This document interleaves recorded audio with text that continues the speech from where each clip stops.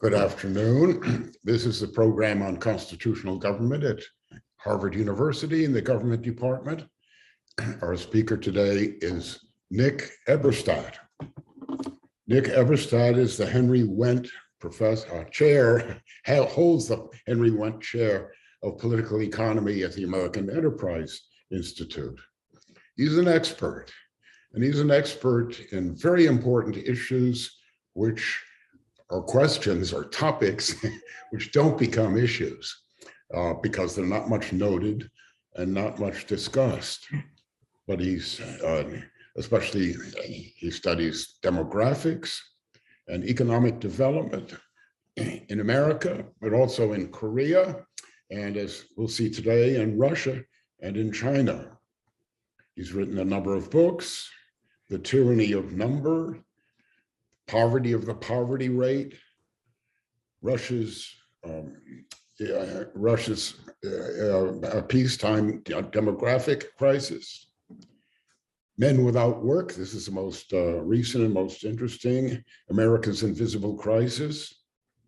He's a graduate of Harvard in 1976, has got his PhD in the Harvard Kennedy School, and he's going to talk today on the demographics of Russia and China. So, Nick. Professor Mansfield, Harvey, ladies and gents, it's a pleasure for me to be back with you. So I think I'm supposed to take out some things from my demographic bag of tricks today and show you, dumb pet tricks about Russia and China. I'll try to make sure that we don't have death by PowerPoint, even though I've got two PowerPoints. Maybe we start on Russia and see where that goes, and if there's still interest in China, we go into that.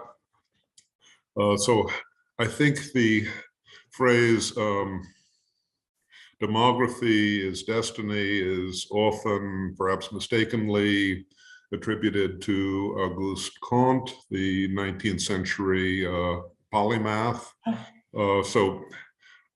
I think there's a problem with that aphorism, and maybe it's just that I'm not French and that I'm, not a socialist. But I'd put it a little bit differently. I would say that demography slowly but quite unforgivingly alters the realm of the possible. And what I'm going to show you today is how demography is slowly but quite unforgivingly altering the realm of the possible in both the Russian Federation and in the People's Republic of China. And you can read much better and much more rapidly than I can talk, so I'm not going to repeat anything that I have on my screen. But I'm going to show you why I think that there is immense and quite unforgiving demographic pressure for a much smaller Russian influence on the world in the years and the decades ahead. And I interpret some of the current developments that we see as the attempt of a highly authoritarian government to compensate for changing demographic fundamentals by taking increasingly risky international behavior, which may work for a while, but I don't think will work forever. But let me go into the demography of the Russian Federation, the demographic foundations of Russian national power, let's call it. So since the end of the Soviet Union, the Russian head count, the total population, has mainly been a story of subtraction. Russia has entered into, and I think in the future is likely to continue along a path of depopulation. The Putin government found a very successful policy approach to increasing the number of Russian Federation citizens, and this was by annexing territory of neighboring countries. So we had a big jump when the Russian Federation annexed Crimea. Apart from that, however, for the last 30 years, Russia's overall demographic story has mainly been one of depopulation. And the reason that it has mainly been a story of depopulation, because since the end of the Cold War, since the collapse of the Soviet Union, births have dropped sharply and deaths have also increased appreciably. So that for most of the past 30 years, Russia has been recording more deaths than births on an annual basis. You can see what's happened since the COVID calamity. There's been another spike in deaths and another sharp drop in births.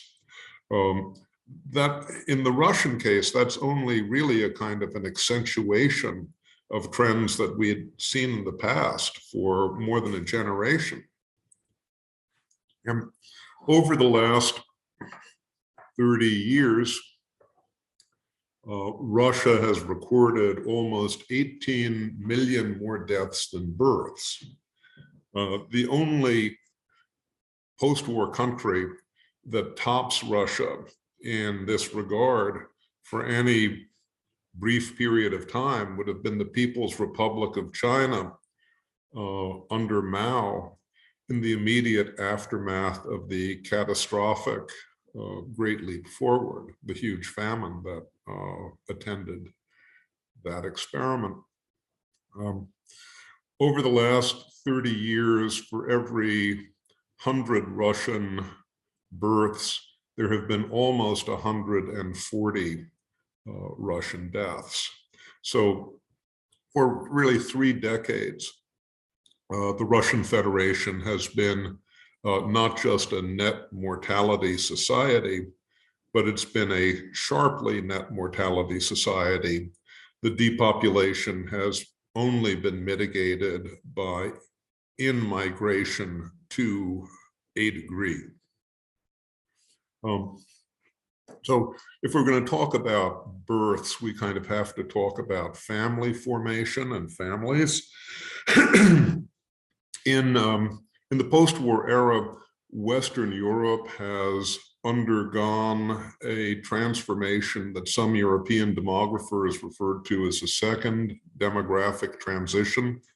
The first demographic transition is a term that referred to the stylized fact of heading from short lifespans and big families to long lifespans and small families, noted by a Princeton demographer around the time of World War II.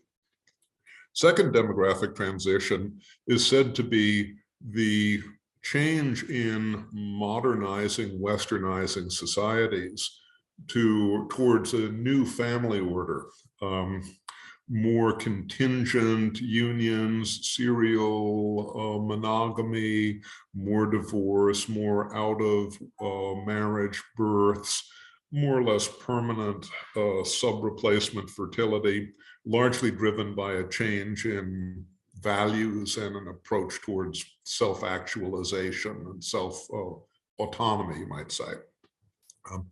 If you look at the relationship between out of wedlock births and fertility rates, we'll see that Russia is pretty much a European country, but it's on one side of that, one side of the European scatterplot.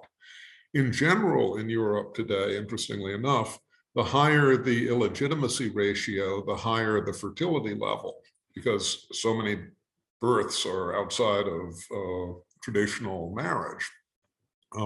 Russia is one of the countries with a relatively high fertility level and a relatively low out of wedlock birth ratio, but that's within a European context of more or less permanent sub-replacement fertility. And if you have sub-replacement fertility, unless you have compensating in migration, each generation gets smaller than the one before. And you can see that here. This is something called the net reproduction rate. You've heard of the total fertility rate, how many births per woman per lifetime. You need to have a little over 2 births per woman per lifetime for long-term population stability. Net reproduction rate is how many females are born for each woman in a given generation. So to have population replacement, you generally need 1.0. If you have over 1.0, you've probably got a growing population. If you've got less than 1.0, you've got a population that's going to be declining unless there's in-migration. And really, since the 1960s, the Russian Federation's fertility patterns have been below replacement. There's a lot of momentum in the population for continuing decline. We don't have the numbers yet for the COVID period, but I can tell you that there's been a big, steep decline in fertility in 2020 and 2021. It remains to be seen whether there's a bounce back from this afterwards or not. It isn't foreordained that there'll be a bounce back, but we'll see. So one of the questions in Europe has to do with religiosity, and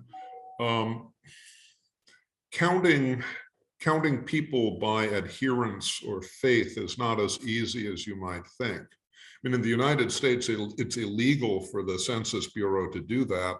The Congress made it against the law back in the 70s, as I think it was intended to be a matter of privacy protection. This is around the time that we put strictures on the CIA and the FBI's activities in investigating people's private lives.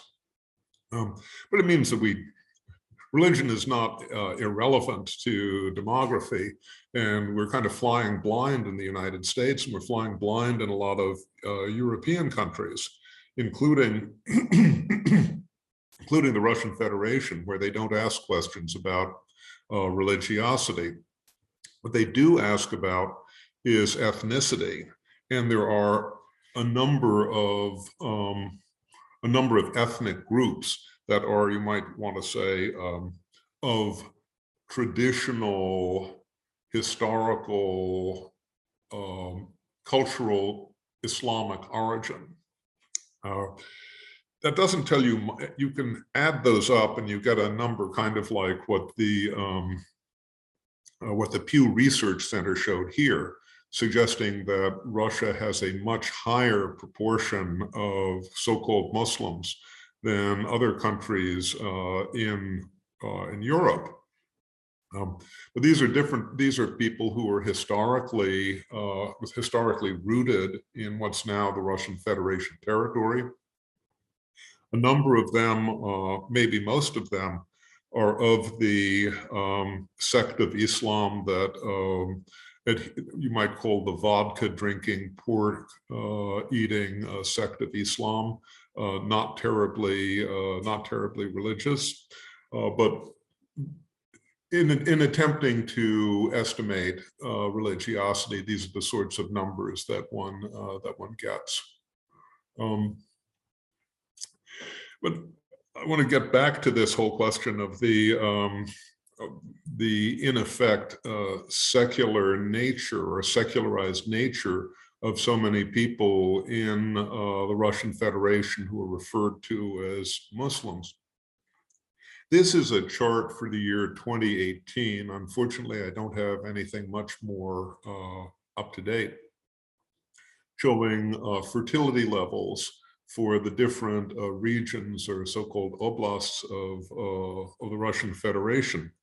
And you'll see that practically no regions in Russia exceed the simple net replacement rate. Chechnya does. Chechnya is just a little bit above net replacement, but places like Dagestan and many other areas that are considered to be, quote, Muslim are far below replacement.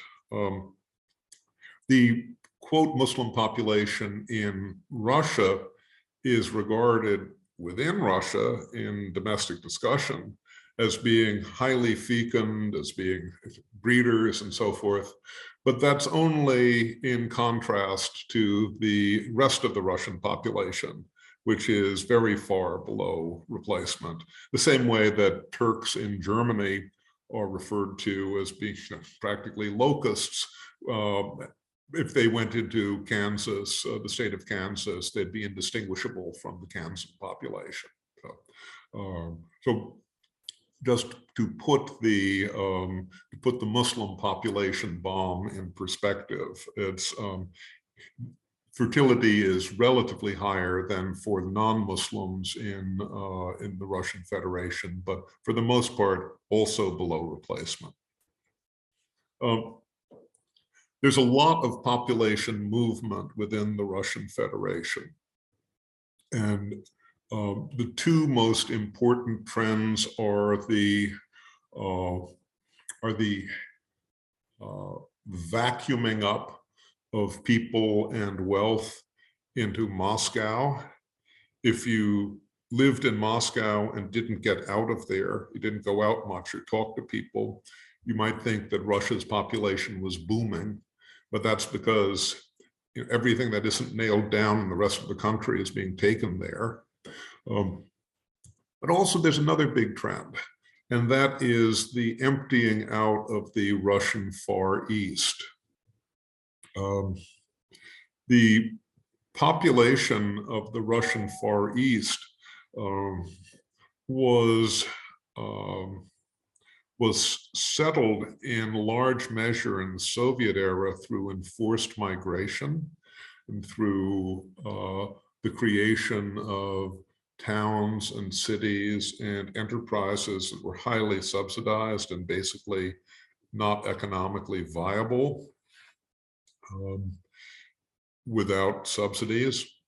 There's been a tremendous voluntary movement out of the Russian Far East, so that the area is, well, I won't say that it's a population vacuum, but it has a higher population density, the Russian Far East, than say Antarctica.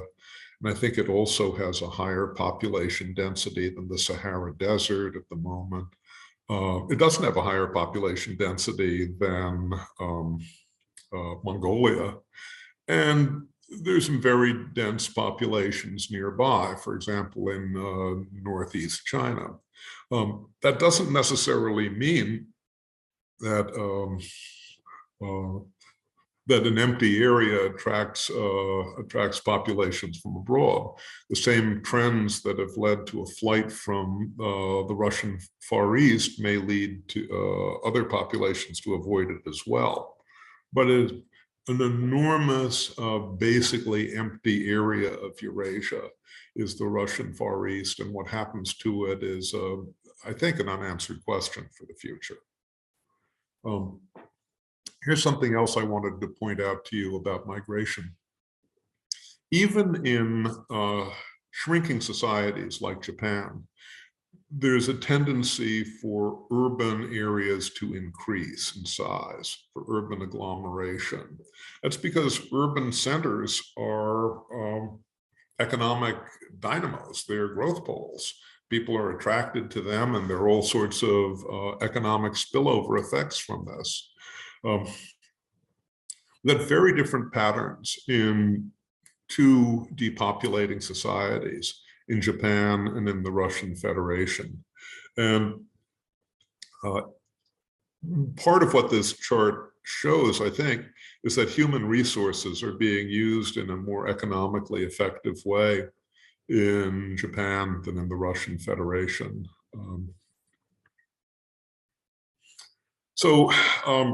One of the most peculiar things, to me at least, about the Russian demographic profile is what I would call the paradox, the contrast between the high levels of educational attainment that we see in the population and the very low levels of human capital that are displayed through other representations.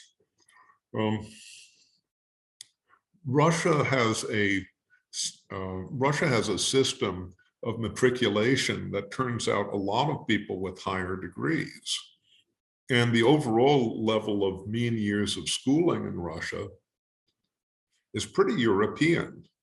But Russia's people do not present like the rest of Europe when it comes to health or to knowledge creation or to the unlocking of human value that one so commonly associates with human capital.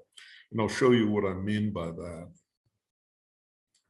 So these are Russia's estimated trends in life expectancy. And you'll see that for about half a century, there was no long-term improvement in expectation of life for men or for women or for the population as a whole. I mean, it gave an existence proof to the proposition that an educated, urbanized, literate, westernized, industrialized society at peace could have generation after generation of health stagnation. So in the last few years, we've seen, I think, a welcome improvement in life expectancy in Russia, but we have to also put that into perspective. For one thing, if we take the planet as a whole, life expectancy is probably higher than you think. Life expectancy for the world as a whole at this point is about 73 years. You go to Argentina, life expectancy is like 78 years. You go into the Middle East, and the Palestinian life expectancy is about 78 years. So breaking the 70-year mark, which Russia didn't do until the 2010s, is not it's not like getting Leica the space dog into orbit.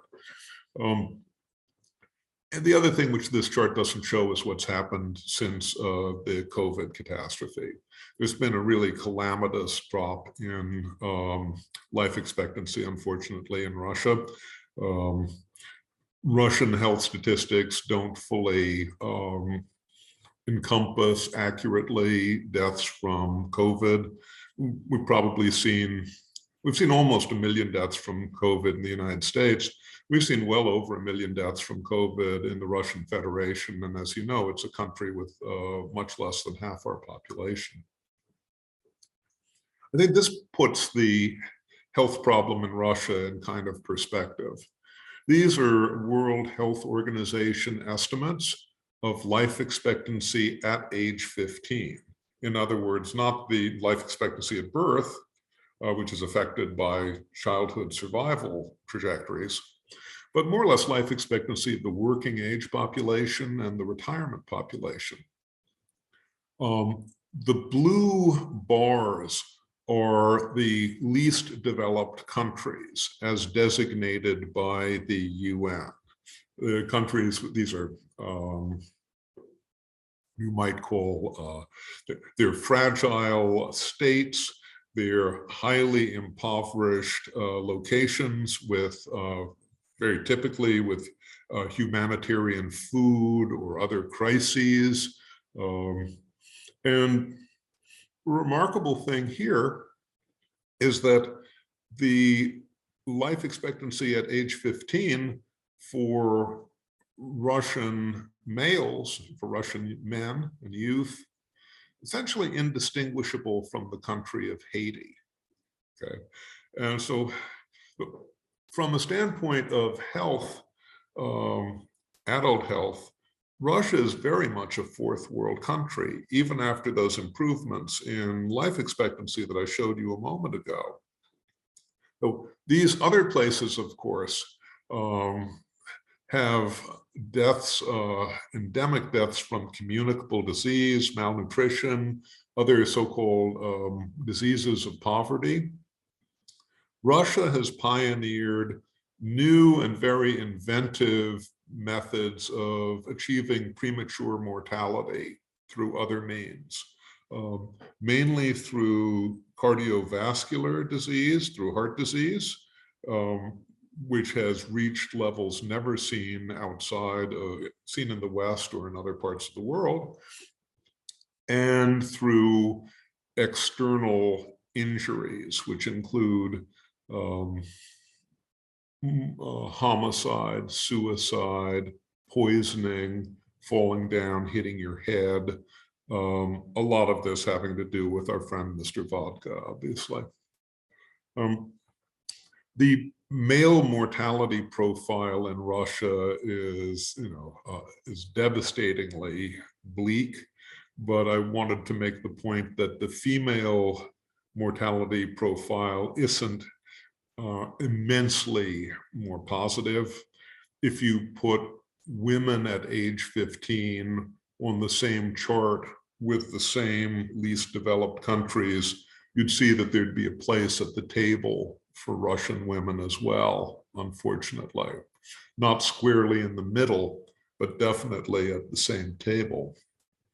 And just to make this point, one more time, those two kind of indistinguishable lines in the middle of this graph are the estimated survival schedules for Russian men and for men from the continent of Africa.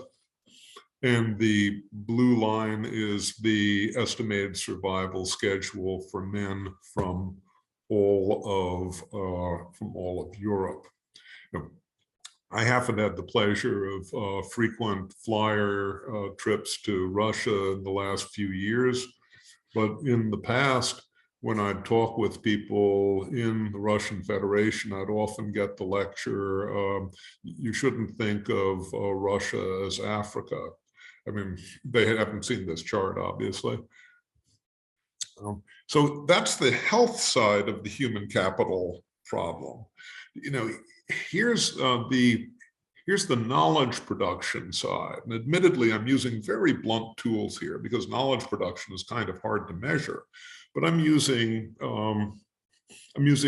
UN World Intellectual Property Office applications, international applications, not domestic applications where you get to pretend that you've invented the radio. These are like international applications recognized by the World Intellectual Property Office.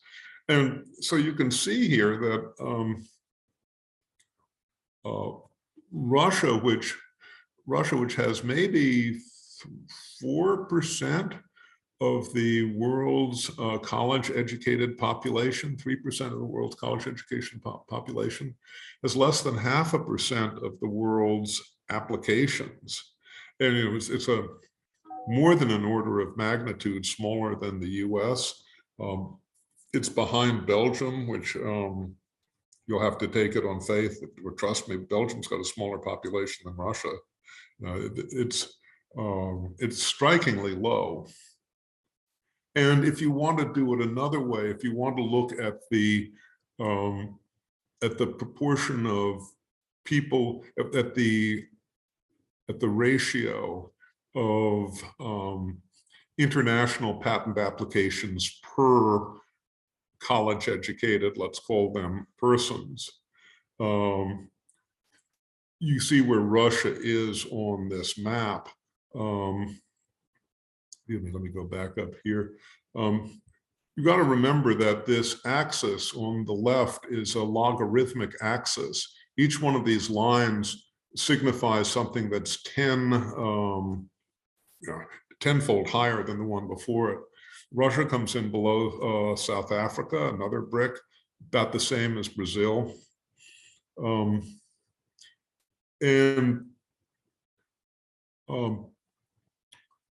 Another indicator of this human capital problem is exports, and especially service exports, because service exports are basically exports of human resource production.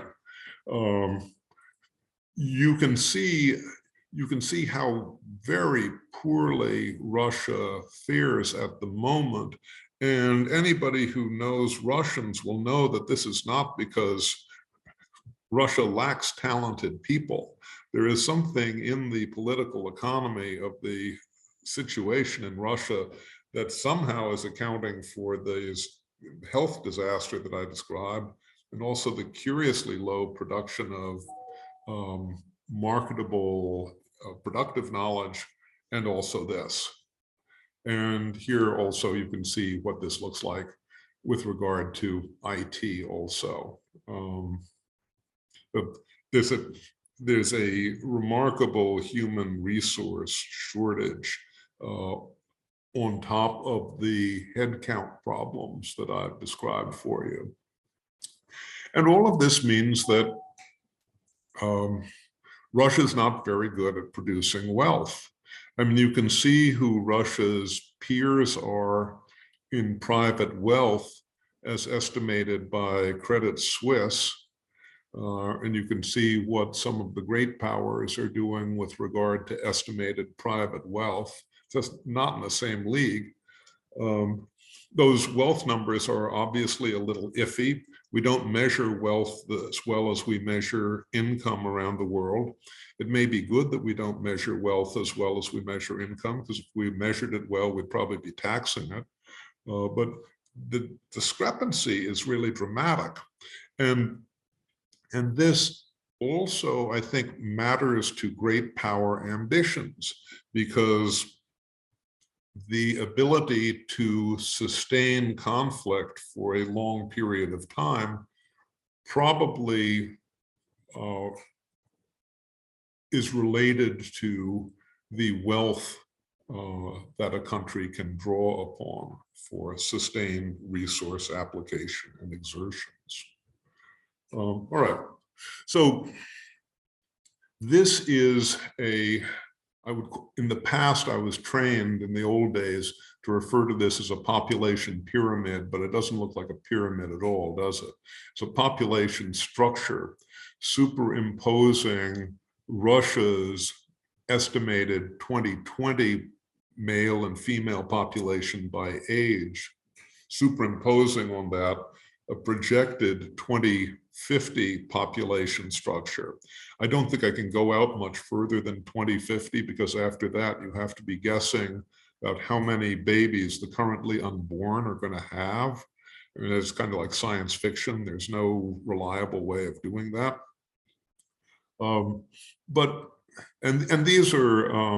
These are projections taken from the U.S. Census Bureau, but as you see, they're not that different from the UN Population Division, or for that matter, from the Russian State Statistical Committee, Goskomstat, or Rosstat. What this graphic says to me, the way I read it, is that this future Russia is going to have fewer people than the Russia today. Its overall area is going to be lower, but the composition is going to be way different too.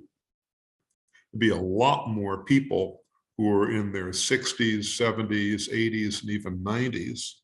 A lot more, call them pensioners. And it's going to be appreciably less people of working age. That's going to make a difference to the ability of this society to produce and to also to produce a deployable economic power abroad, I think.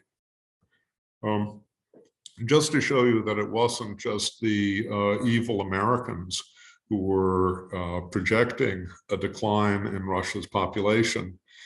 This is the middle variant projection from the Goskomstat State Statistical Committee, and this is before COVID.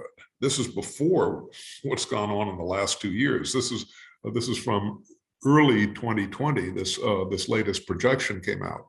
If you were to revise it now, you'd scale all of that stuff down, both the level and probably also the trend, I think. The reason that I'm pretty sure that births are going to be exceeded by deaths, and that the surfeit of deaths is going to be increasingly large in Russia, has to do with these two lines. The blue one is the projection for women 20 to 34. That's the main cohort of childbearing years for young women having babies in Russia. And the other is the gray trend is projected median age in Russia. Well, so we know that, Florida's median age is higher than Utah's, right? So even if Utah and Florida have exactly the same health profile, Florida is going to have a lot more deaths. It's going to have a lot higher death count, right? And so over time, the graying of Russian society, apart from everything else, is going to put upward pressure on the total number of deaths from Russia. Conversely, the drop in the number of women in prime childbearing ages means that unless they're having a whole lot larger families, you've got a big pressure pushing down total births. So at the same time that you've got pressure pushing death totals up, you've got pressure pushing birth totals down. I think that's going to increase this wedge that we saw in those earlier charts.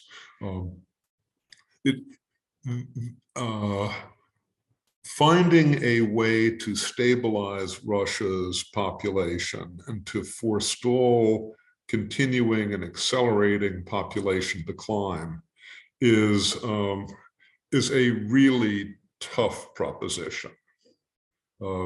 Maybe nothing's impossible in demography, but it's very daunting. It's really very daunting. Now in addition to those pressures pushing death totals up, here's another problem. In a country where health is improving over the long haul, at any given age of life, a guy has a lower risk of death than his older brother. His older brother has a lower risk of death than his dad did. His dad has a lower risk of death than the older uncle. It looks like this. This is Japan. This is what, and so you see decade after decade, the survival prospects for men in Japan is appreciably improved, because again, on this axis on the left, this y-axis, we're dealing with a logarithmic scale. Each one of these lines is tenfold different from the one ahead. But this is what the tangle looks like in Russia. There really isn't, there's a whole lot of negative momentum from one cohort to the next in Russia. And that means that it's very difficult. It would involve an appreciable advance on past performance simply to get up to the level of health that one's father had. And so given this negative health momentum, the prospect of keeping death totals down is all the more difficult, I think. So I think that the subtraction game is going to be very unforgiving for Russia in the decades immediately ahead. And it's not just, it's not just Nick Eberstadt, in his little bubble in Washington who thinks this. I think some of the best demographers in the world are at the UN Population Division, to be distinguished from the Population Fund, which is the antenatal activists at the UN.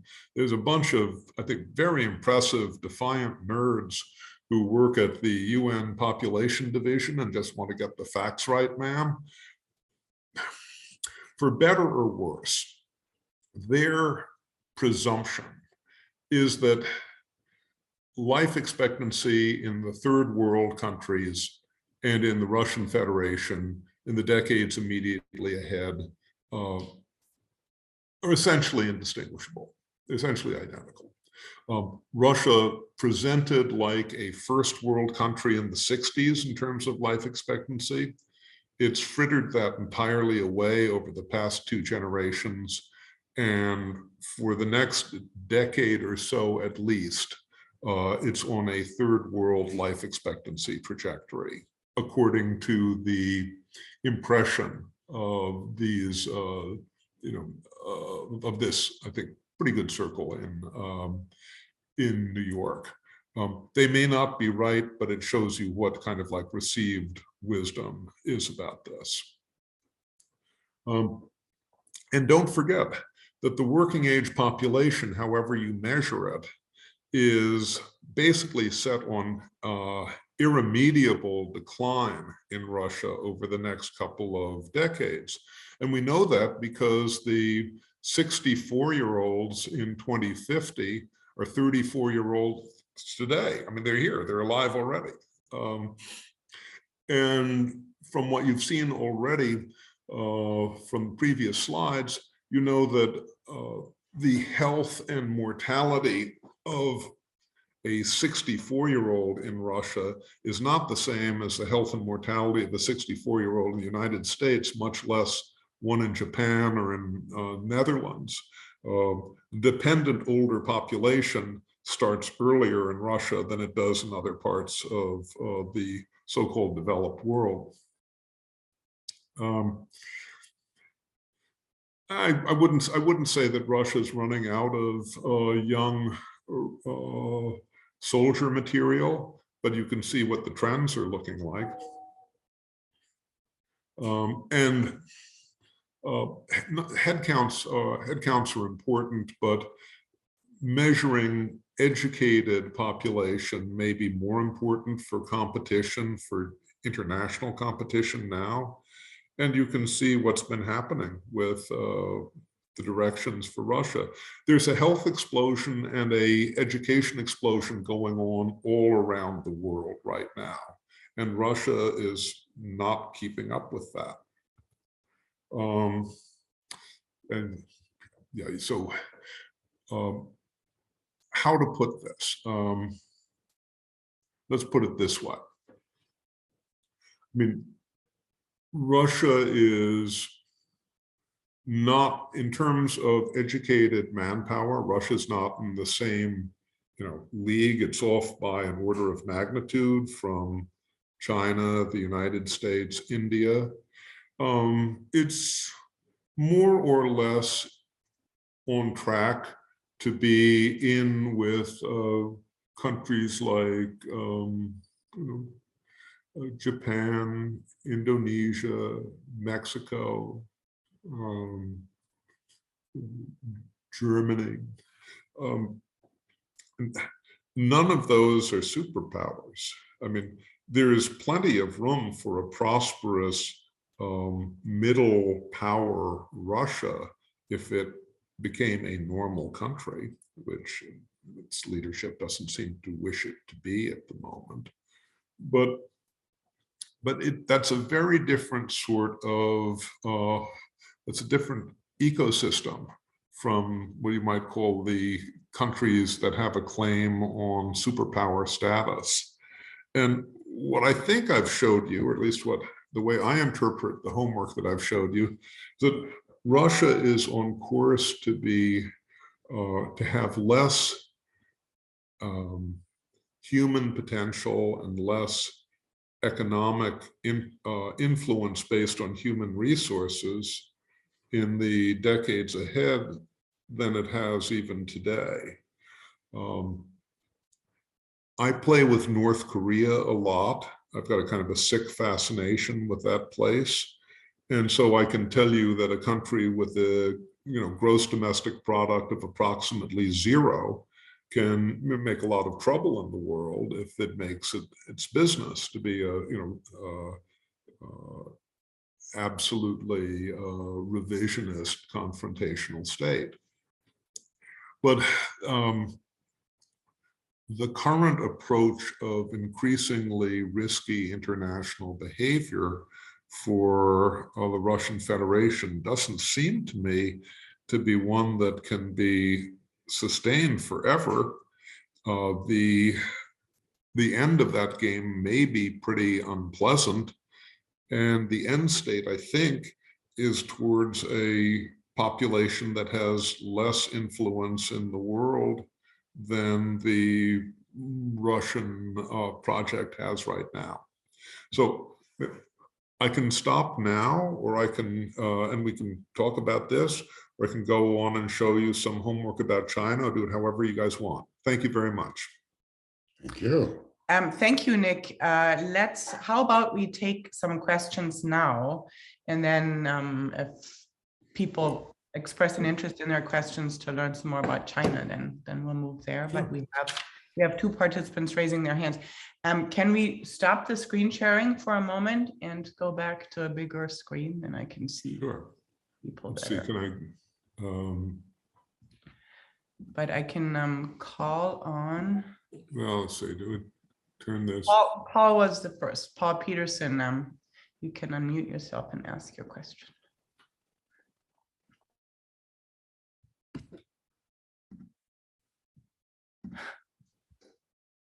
Paul?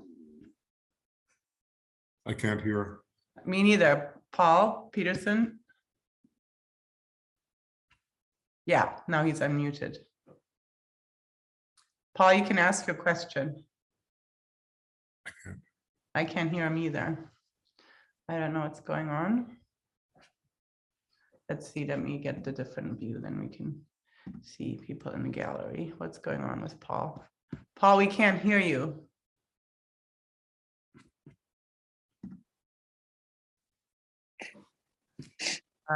Well, why don't you, Tom, you go ahead and ask. Okay, your question first. I have a kind of a quick, kind of a gross hypothetical question. If by some chance there were democratic norms inflicted and imposed on Russia, do the Russian people, with their history of oppression and sort of the lack of being able to reach their individual potential, do you think that would change very fast, or would we have decades in which they sort of learned to be individuals and be productive the way many in many other countries do, whatever their histories?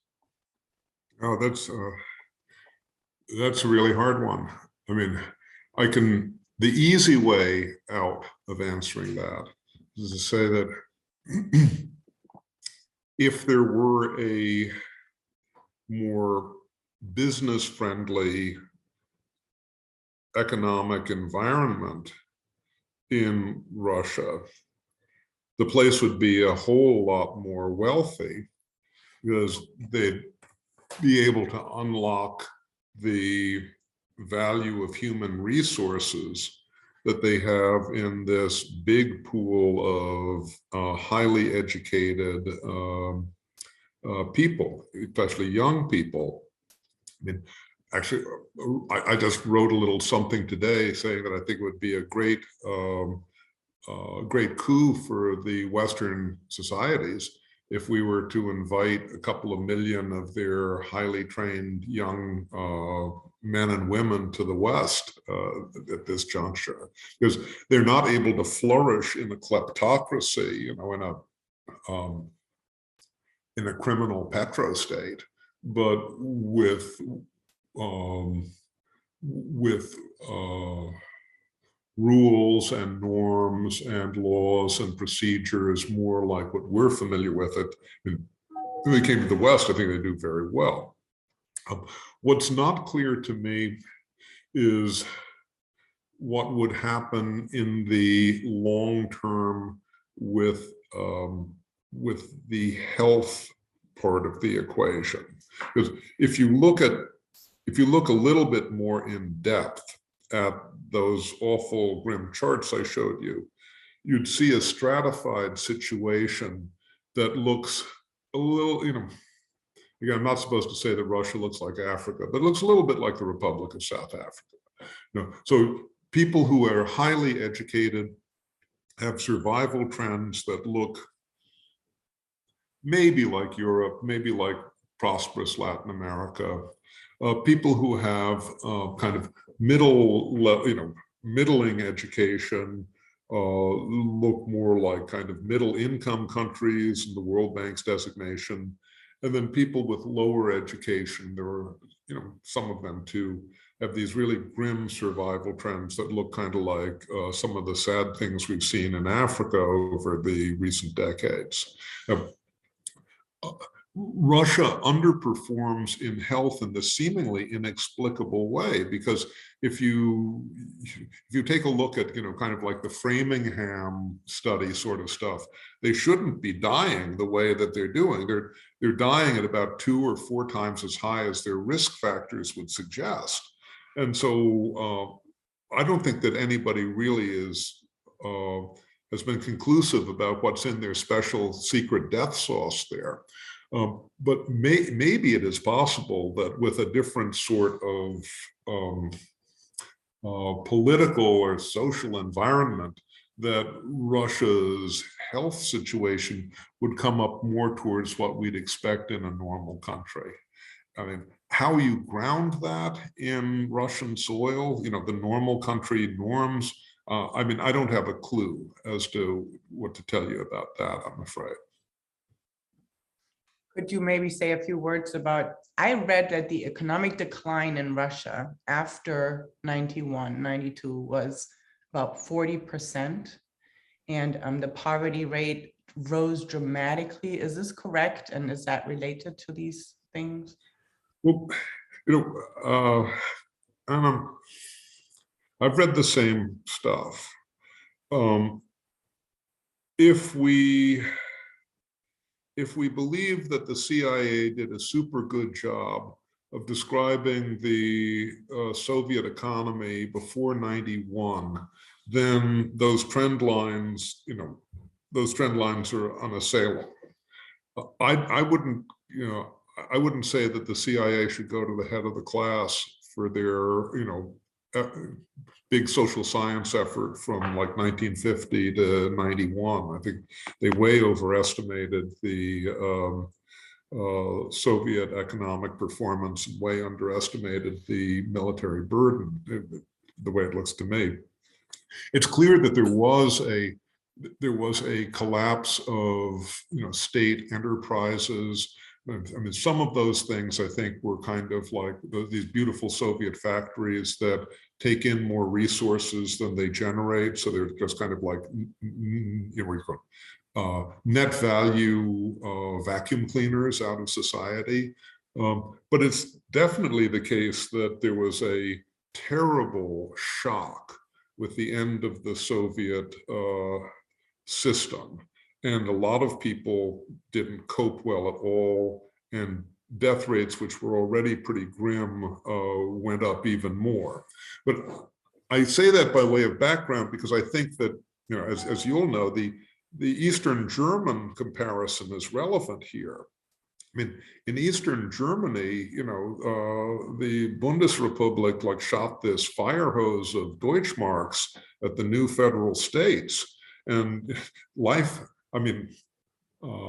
lifestyles improved, the health system improved, the rule of law improved, and life expectancy went down for 2 years because by some of the same things that we see in this Russian disease. I mean, they went down because of alcoholism, they went down because of heart attacks, they went down because of cirrhosis of the liver, because some fraction of people, some fraction of the Aussies, just found it so hard to make a transition to this post-communist world.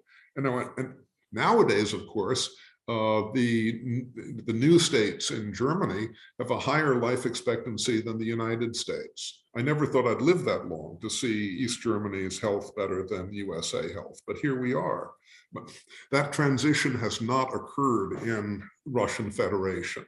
And so there was an immediate terrible death surge. Then there was a sort of a stabilization and another one when there was a big bankruptcy in '96. Then there was another one. It doesn't track with anything that, that the regular kind of like demographic high command is trained to project. Because the presumption for the projectors is orderly progress. We're not seeing the orderly progress there in the way that the Rorschach test is supposed to show us. Thank you. Paul, now you can go ahead if you fix your mic. No, you're still muted, or is it your mic? Move up the volume. Well, then I'm just going to read your question, Paul. There was a question that you had. Can you see it, Nick? Yes, I can. Okay, you want to read it and answer it? Okay, so Russia has a population about as educated as the United States at age 15. Africa does not have a population as educated as Puerto Rico, much worse. In fact, Africa's growing population, but education system is, can we really compare it to Africa? No, in all sorts of ways, of course we can't. Of course we can't. It's the income, well, Africa's a bunch of different populations and a bunch of different language groups and a bunch of different societies and governments, of course, but you can make a kind of like an arbitrary arithmetic aggregate average for the sub-Sahara. And there's the educational situation in the sub-Sahara is woeful. And I'm not just talking about the number of years trapped in school, the mean years of schooling. The quality of schooling is frighteningly poor in a lot of Africa. And that's got to do with, corruption, missing teachers, absconding teachers, all of this stuff, which happens all, and also with the reality of skill decay. If you don't reinforce the skills that you learn from, if you don't reinforce the skills that you learn, you lose them. And so some of the new work that I've seen indicates that in different parts of Africa, literacy actually declines from age 20 to age 50 for women in particular. So that's very different. The part which is striking and shocking is how mortality looks so similar. And this is the enigma of Russian mortality. I would also say that there is the enigma of Russian knowledge production as well. And we know that it's not because Russians are untalented. They head to Israel, they head to Germany, they head to the United States, and all of a sudden, boom, they're winning like Fields medals, they're getting patents and stuff like that. There's something in the political economy there that's constraining the creativity, I think. Thank you, Mark Landy. Mark, you got to unmute yourself. What is this virus going around here? This is terrible. Yeah, hi. So by sheer coincidence, I'm here in Venice and I'm teaching two dissident Russians who I've become very friendly with. And they make 2 points. The one that I think just backs up what you're saying. The fellow says that when he finishes school, he's not going to make any decent money, that earning decent money is entirely a matter of connection. So that you have this whole educated cadre, and I mean, these two are super smart. In fact, if you can, any of you can think of a way to get them scholarships to the United States, I'd appreciate it. So that, you know, where's the motivation? I mean, incentives aren't everything, but the way he put it, he's just going to make a very, very modest wage with all his intelligence and schooling. Then the other point he made that I thought was very interesting is the brain drain that's occurring. Members of the intelligentsia going to Georgia. Yeah. That talented people are moving to Georgia. So I just like their reactions. Yeah, I mean, we're reading about this right now. I mean, since the invasion of Ukraine, migration statistics are always pretty crummy, and demographers often figure out about migration as a residual after they do the birth and death thing because the migration figures are so crummy. But we're reading about exactly what you're saying. I mean, these tens of thousands of IT people who've gone to Georgia and Armenia, to Istanbul, to the Baltics. I mean, you know, there's a political economist at Chicago who guesstimated that there are 200,000 people who'd left Russia, you know, in the first 2 weeks of the war alone. So there's a big brain drain that I think is going on because of this, and you know, it looks to me like a win-win to encourage a lot of these people west, because they're not going to have a happy homeland there. Not only do you have this kleptocracy, you know, straitjacket constraining human creativity right now, but all of the sanctions, which may not go away for a long time, are going to make it more miserable, and the domestic repression that's beginning right now is going to put the educated people, I think, right in the crosshairs. I mean, you know, when Putin's talking about spitting out gnats and traders onto the pavement, he's not talking about the good, loyal farmers who only listen to Russian RT. You know, it's exactly the people that we're discussing here. May I also say one other thing? I see that Paul had a question about the PISA results, about this is back to the education and Africa question.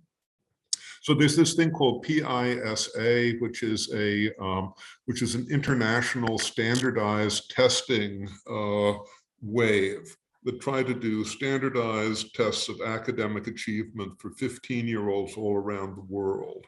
And Paul points out quite correctly that that Russian kids in these waves look like they're doing about as well as American kids. You know, we quibble about that, you know, about what you're looking at there. And he's right about that. So the question is, well, so what do we make of this? Well, I don't know entirely what to make of it in the Russian case, Paul, because of the cheating problem. I mean, it goes back to the corruption question. I mean, if you believe the PISA results, the kids from China, from Beijing, Shanghai, Jiangsu, Zhejiang, are not only the best in the world, but they're like this much better. They're off the charts above Singapore, okay, and above Taiwan, you know, and they're worlds ahead of Finland, which is the, you know, kind of like the poster child for good education quality. I think those results don't pass the laugh out loud test. And that's because China's got this 1,000-year tradition of cheating on tests. They're the best cheaters in the world. I have my doubts about Russia. I have my questions about Russia and about the accuracy and honesty of the tests. I know that the PISA people do not have that. But the quality of the education in Russia may be pretty good. It may be good in pockets. I don't think that I know enough about it to give you a really, informed opinion, but I'm glad that you brought that up. I suggest that we move on and you give your presentation about China, since this came up, and we have you here. It's going to be on YouTube and I would love to see it. Super. All right, well, let's see if I can use audio-visual magic to make this happen. Let's see. Tell me if, has Stupid put it up? Can you see it now? Perfect. Yes. It's there. Okay. All right. Well, we're going to have to do a long march through this one, and I'm going to try not to mix metaphors. I'm going to try to make it not a trail of tears. So maybe we'll just hit some particular relevant slides in here. The rest of them will be available. The elevator version of what I'm going to show you is that for roughly 2 generations, China benefited from demographic tailwinds, and these were quite important in the unfolding of the most amazing story in modern economic history, which is China's immense increase in productivity and remarkably rapid transformation from 79 to the present. But the tailwinds have pretty much all become headwinds, and they're going to make everything a lot more difficult in the decades ahead from an economic standpoint. I think also there are going to be new social difficulties and possibly even political complications. I'll show you what I mean. Unlike Russia, there are a lot of questions about basic nuts and bolts in China. For example, China does not have a full and accurate vital statistics registration, not even today. You can see the discrepancy between reported results and what various demographic authorities estimate for recent year.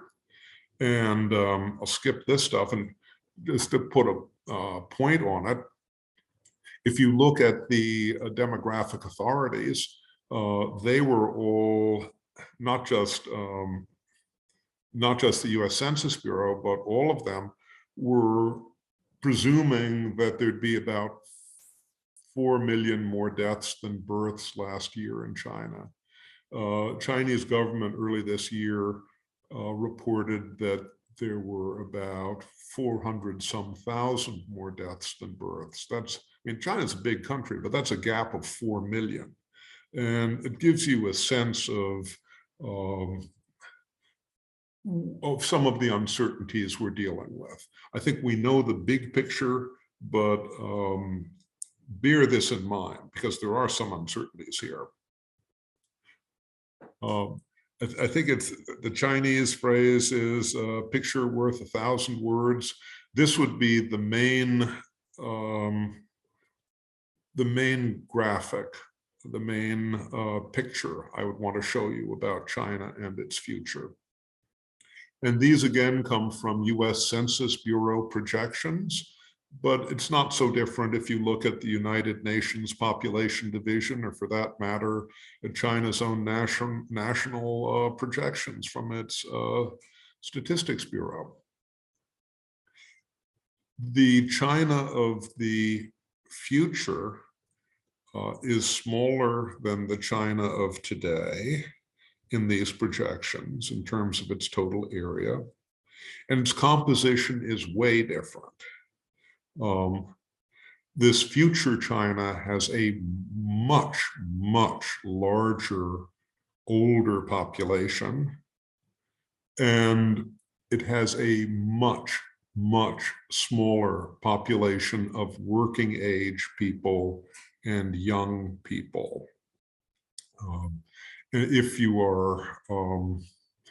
have very good eyesight, you'll see that there are more young men than young women in this pyramid as well, because of some things we can talk about in a moment. Any appreciable revisions of what we've seen here would make the differences even starker for the future because of this slump in births that I just referred to a moment ago.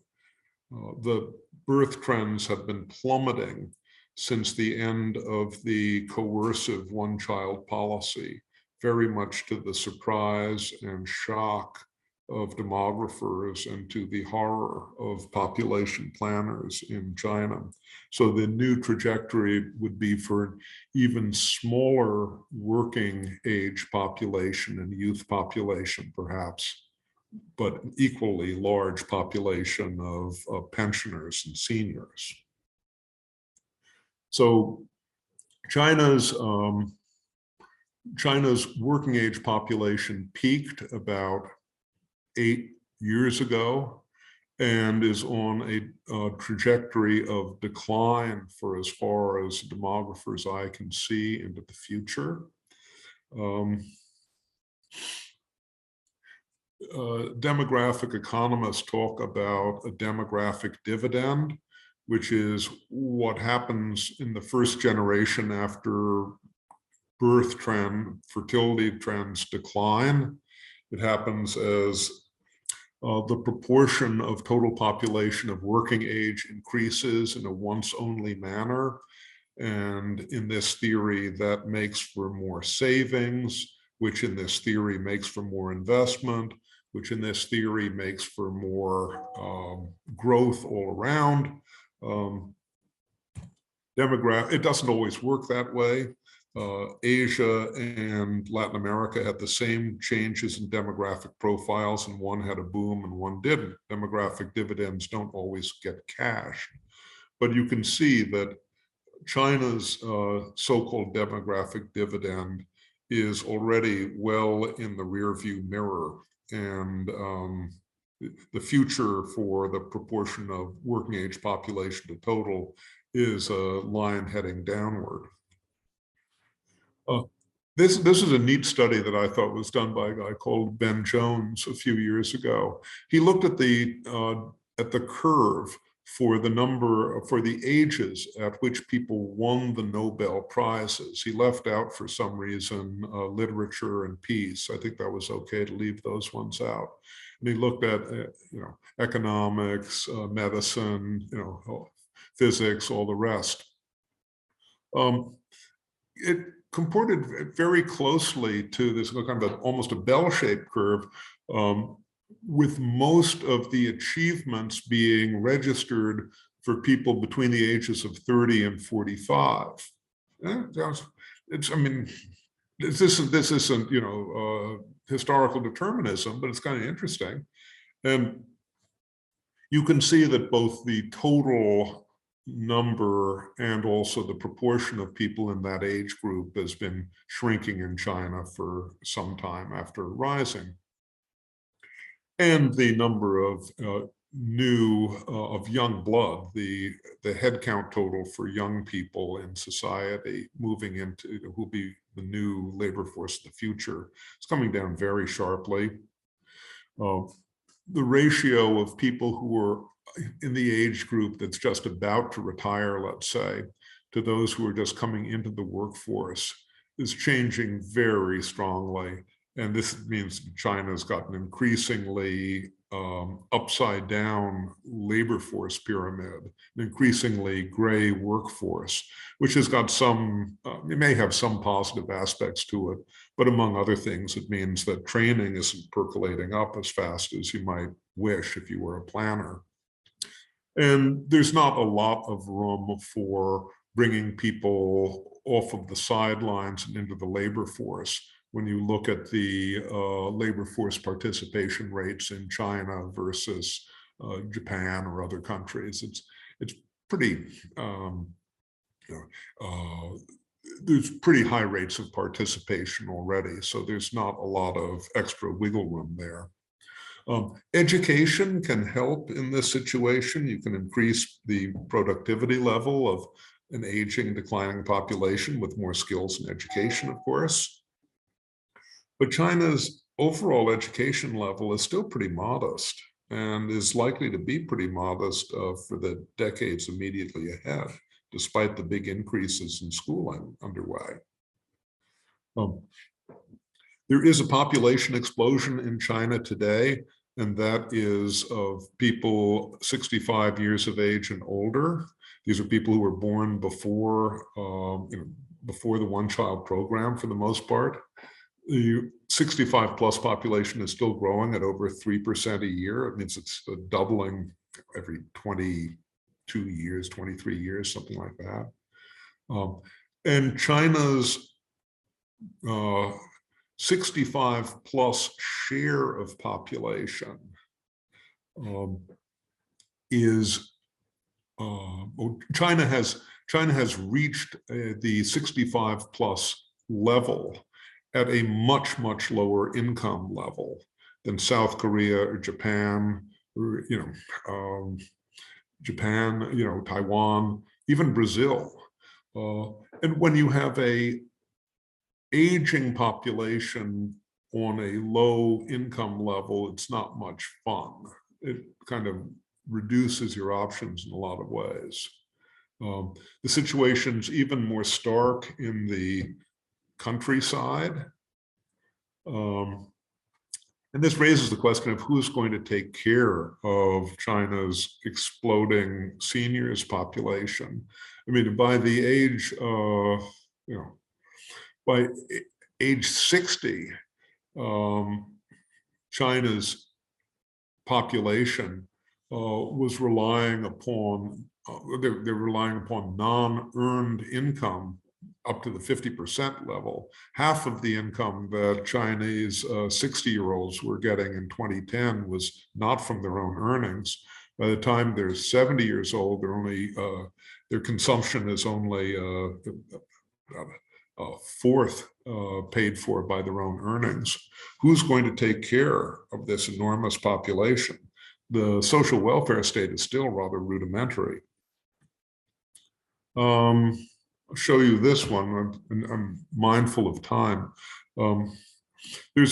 Remember I said that there seem to be more boys than girls. This is partly a consequence of the horrible population control program, the one-child policy, which was in place when we saw an extreme and eerie and biologically unnatural surfeit of baby boys over girls. We've seen that happen in other parts of the world in the last generation, but maybe I don't think in any country as extreme as in China. What this means is that that if we presume a kind of like a one-to-one matching of men and women in the sort of universal marriage norm that Confucian culture used to suggest, you have a lot of leftover guys. And what that means for society and economy and politics, I think, is still a wild card. One way of dealing with the demographic slowdown and the other problems that I've mentioned to you is through urbanization, encouraging peasants to come to the cities where they'll be more productive. The government has had an urbanization drive. These are the official figures on urbanization over time. I don't entirely believe them, but let's leave that aside. Urbanization with Chinese characteristics means that a lot of people are moving to cities who have so-called rural hukou. You're assigned a residence status at I guess it's at age 16, but really at birth. And if you go to the cities, usually you do not get to re-register as an urban person. You stay as an agricultural person or as a peasant, really. And this is disadvantageous in a number of ways. You can't bring your family if they're not earning a living. You can't use social services in urban centers. You do pay taxes, but you can't use the services for the most part. You'll be exploited in the labor market, and that people who have the same sorts of skill levels as you or educational get paid more. And, you know, and God help you if you get into a dispute, because you'll always lose.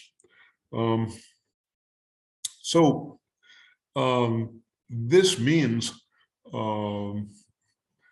that we have a situation which is, again, almost like Soweto, where you've got these people who are illegal aliens in their own country who actually make up a majority of the young working age groups in the cities as a whole.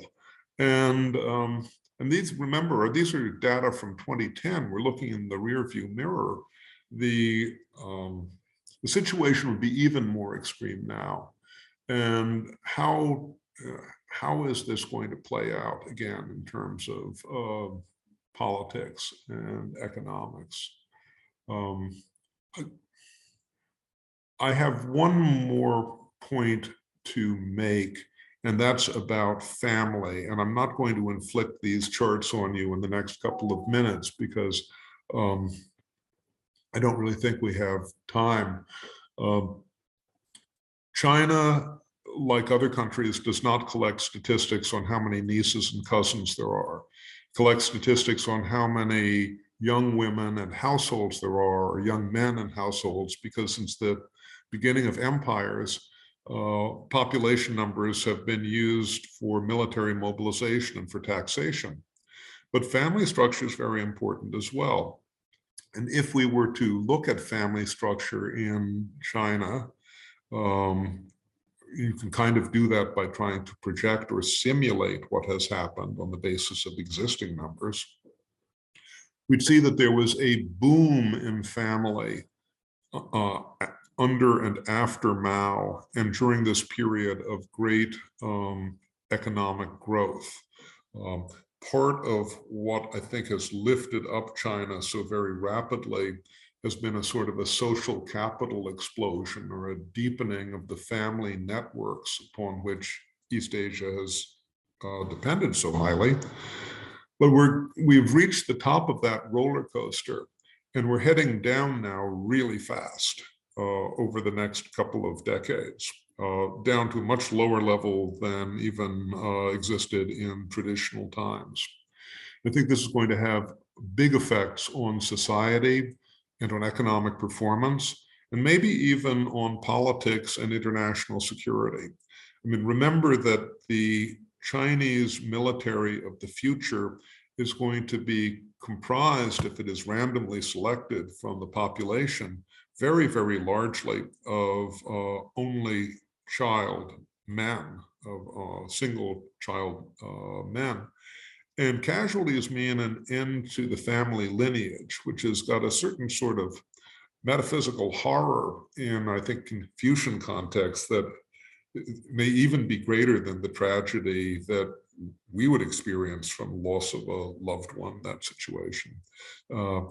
I'm not sure that this change in family structure is appreciated or understood by Chinese leadership, because they don't get numbers on it. So this may be a blind spot, and may even be an area of potential strategic surprise for the future. So I'll stop there. We'll see if there's a question. Thank you. This was great. Yes. Do we have questions? Should we, because you could show a few more slides. I have some naive questions. What is the Chinese government doing to address both the drop in birth rate after the one-child policy? Why don't they go back to having a 2-child or a 3-child policy? And why is the situation of illegal immigrants in their own country not addressed? Why is this so difficult to Yeah. So with the first one, my impression is that the one-child policy was based upon a elementary but very consequential policy error, misinterpretation. The leadership after Mao was horrified by how little they had inherited from the Maoist experiment. And part of what was pressing at the time was the race between food and mouths, population versus agricultural production. And it looked like from the 50s to the late 70s, there'd been no progress, maybe even some retrogression. That led to, I think, a Malthusian misinterpretation. And I thought that this was due to the prolific Chinese mothers rather than painfully inefficient central planning system. But a great deal of pressure was put through the one-child policy on coercive, birth totals and birth rationing. The effort lasted for 3.5 decades, and I think maybe the single most completely ambitious totalitarian project ever undertaken. And it may indeed have succeeded in changing views of the family. It may have. I mean, of course, it's hard to compare against the rest of East Asia because birth rates are dropping all through East Asia, from Japan to South Korea to Taiwan to Hong Kong to Singapore to Vietnam, to places that didn't have policies as brutal. When the government relaxed the policy, they expected that they were going to be able to kind of fine-tune the birth level for the society. And they were totally wrong. There was a tiny little blip upwards the first year after the policy was suspended.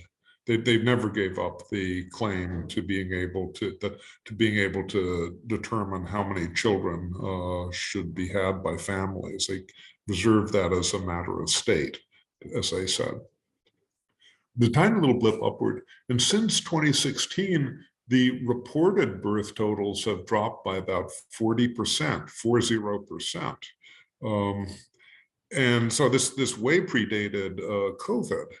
And the government has been, I think, in a panic about this because they can't figure out how to reverse it.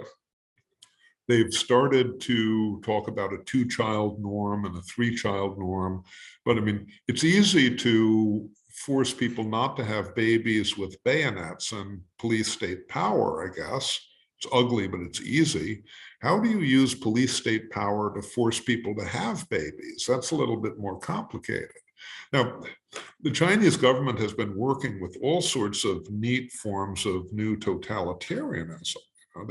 They've got this fascinating social credit rating system, where the government can intrude into your life in all sorts of new and inventive and seemingly, nudge sorts of ways.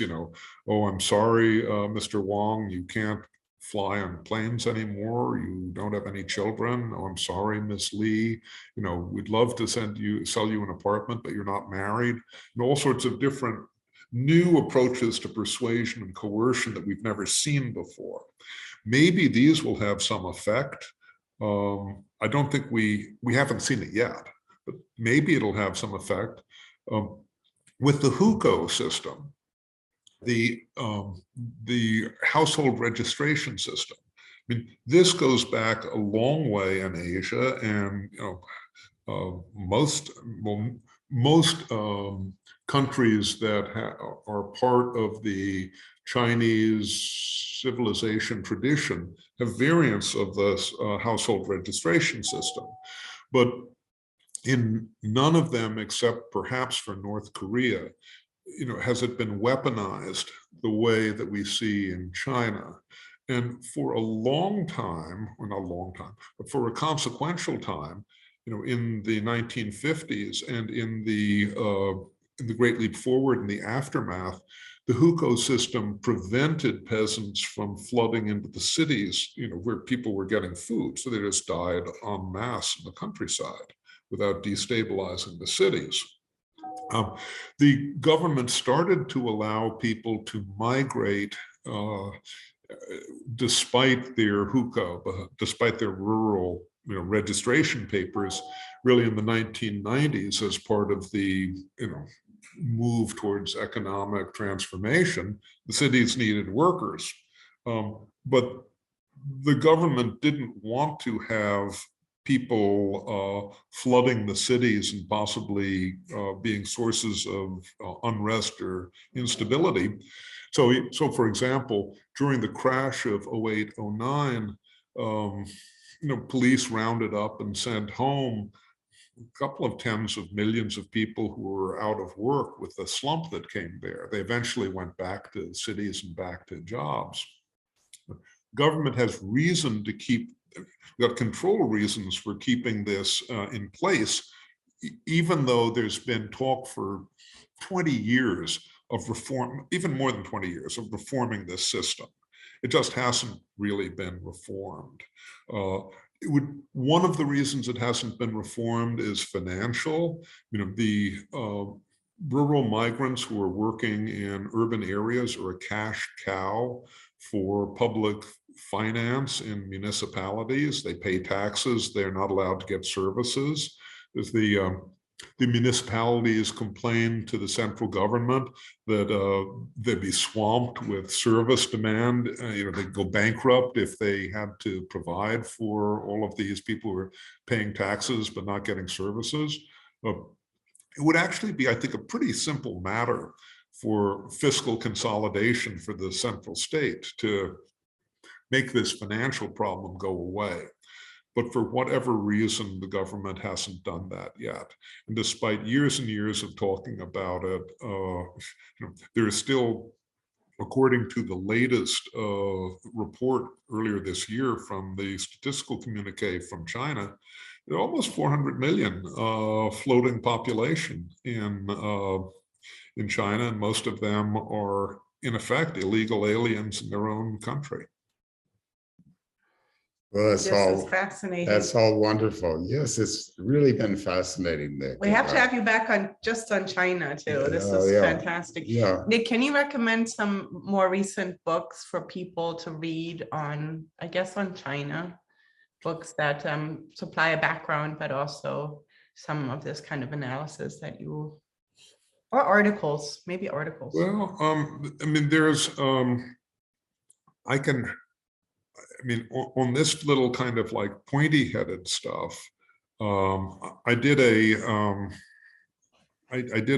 little edited book with American Enterprise Institute on China's changing family structure, which gets into some of the stuff that we've talked about, and also urbanization and so forth. There's a demographer by the name of Wang Wang, the very common, most popular Chinese name. Wang is the family name, Feng, Wang Feng. He's done an awful lot of interesting work in this area. There's a book by Mei Feng on the ill-fated one-child policy.